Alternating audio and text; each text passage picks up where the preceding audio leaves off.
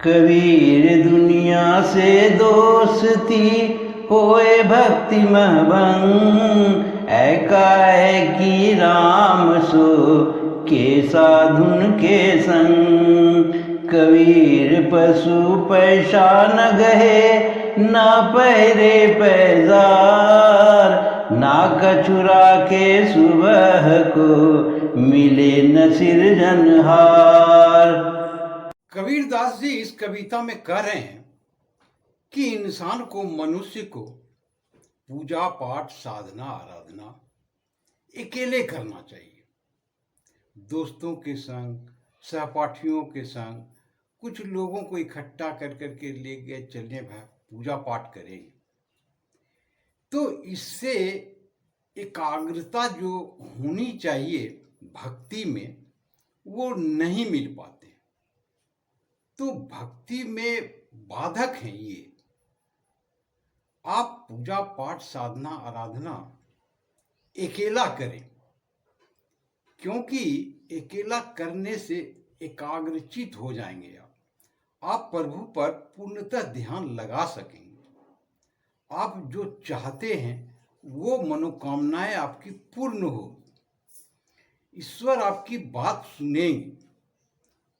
कहते हैं हजारों लोग जाते हैं पूजा पाठ करने के लिए, किसी एक दो की मनोकामना पूर्ण होती है, तो आपको भी शिकायत होती है कि उनकी मनोकामना पूर्ण हो गई, मेरी नहीं।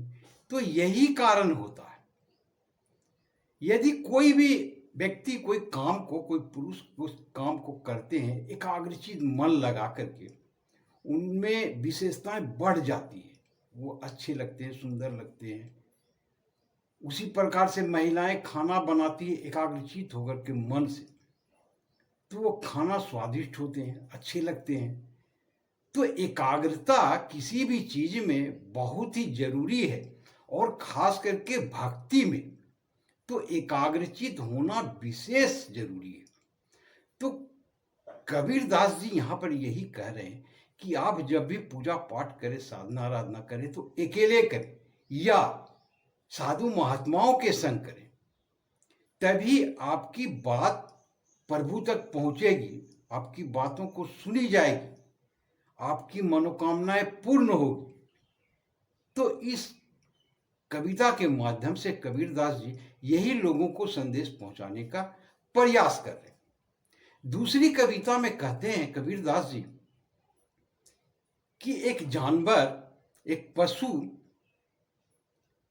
जो अपने पास रुपया पैसा कुछ भी नहीं रखता और न ही जूते चप्पल कपड़े गहने पहनते, दूसरे दिन वो क्या खाएंगे उसके लिए वो बचा करके भी नहीं रखते,